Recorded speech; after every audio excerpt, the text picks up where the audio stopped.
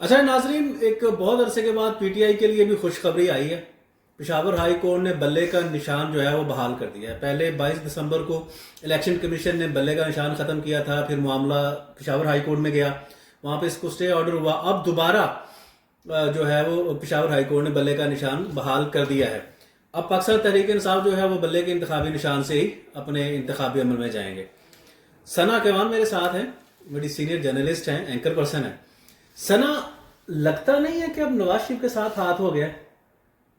دراصل جو صورتحال ہے نا پاکستان تحریک انصاف کے لیے، ہر گزرتے دن کے ساتھ ہمیں یوں لگتا ہے کہ شاید پی ٹی آئی کے لیے حالات اور ماحول سازگار ہو گئے ہیں، اور نون لیگ کے لیے بڑا ٹف ٹائم ہے. چیلنجز بہت زیادہ ہیں نون لیگ کے لیے، لیکن گراؤنڈ ریالٹیز اس سے جڑی بالکل ڈفرینٹ ہیں. اگر ہم اوور آل ایک سنیریو دیکھ رہے ہیں اس پولیٹکس کا، پاکستان کی سیاست کا، الیکشن کی طرف جانے کے لیے کوئی سیاسی جماعتیں ایز سچ اپنا انٹرسٹ شو نہیں کر رہی، اور پاکستان تحریک انصاف اتنا ہی تیزی کے ساتھ الیکشن کی طرف آگے بڑھ رہی ہے.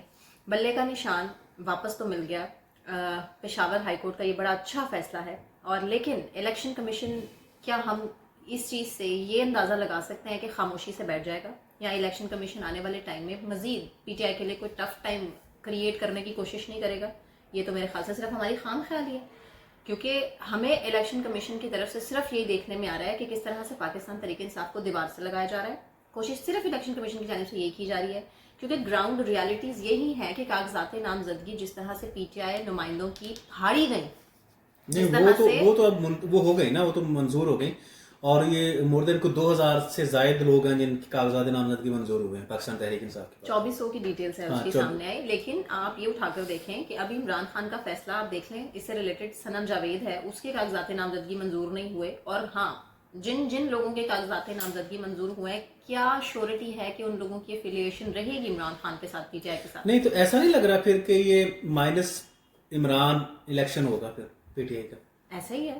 عمران خان کو تو تب سے مائنس کر دیا گیا تھا جب ڈیل کی باتیں ہو رہی تھی نواز شریف صاحب کے ساتھ، لندن میں بیٹھ کر پلانز بن رہے تھے. جب یہ پی ڈی ایم کی گورنمنٹ تھی، شہباز شریف صاحب اپنے جو لیٹرز ہیں یا اپنے پیغامات ہیں لے کر جایا کرتے تھے وہاں پر اپنے بھائی نواز شریف صاحب کے پاس، اور یہاں پر بیٹھ کر تقریباً یہاں تک یہ تک ڈیلز ہوئی کہ عمران خان کو جیل کی سلاخوں کے پیچھے رکھنا ہے، اس کے بعد لیول پلینگ فیلڈ ہوگی.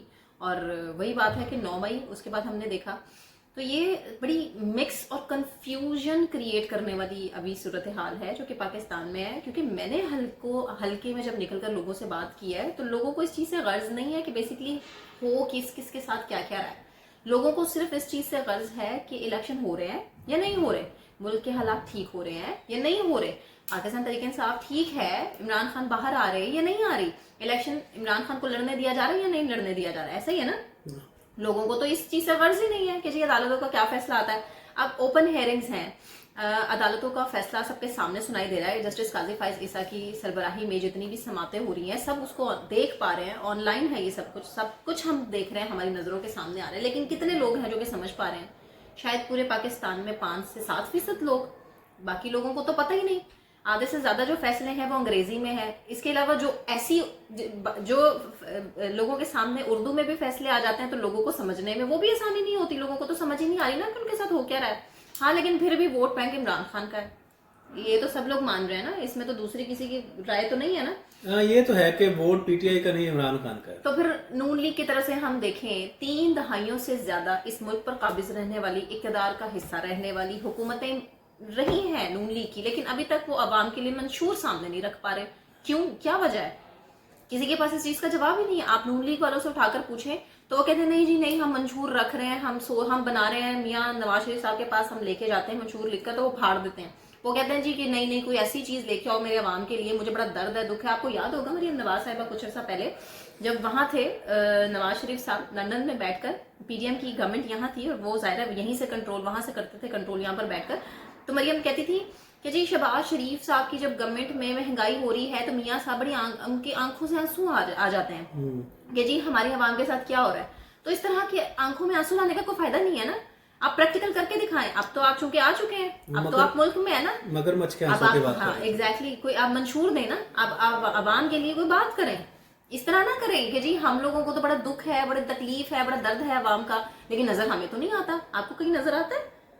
مجھے تو کسی سیاستدان کے چہرے سے کسی کا دکھ عوام کا نظر نہیں آتا. جتنے یہ پولیٹیشینز ہیں نون لیگ سے جڑے, پیپلز پارٹی سے جڑے, مجھے تو کسی ٹی وی پہ ان کو دیکھتی ہوں میں, ان سے بات کرو, ان سے ویسے پرسنل ملو, ان کو تو کوئی دکھ نہیں ہے, تکلیف نہیں ہے.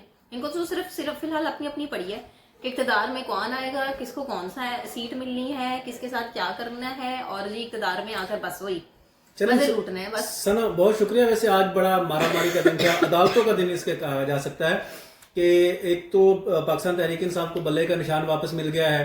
سپریم کورٹ نے ایک بڑی خبر جو ہے, سپریم کورٹ نے پرویز مشرف کی سزا برقرار رکھی ہے, سزائے موت جو جسٹس سیٹھ وقار نے اس کو دی تھی. اب وہ اس کو مرے ہوئے بھی سال سے اوپر ہو گیا.